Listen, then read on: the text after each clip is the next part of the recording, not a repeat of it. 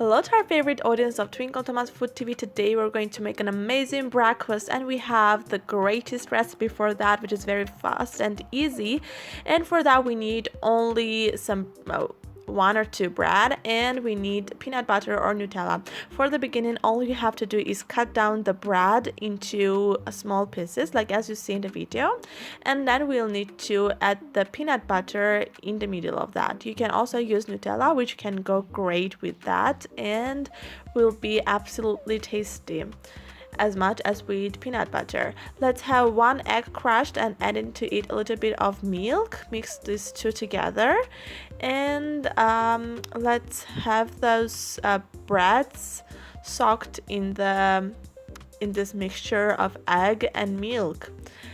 Turn on the gas, put some olive oil in the pan, and let's have those breads be cooked.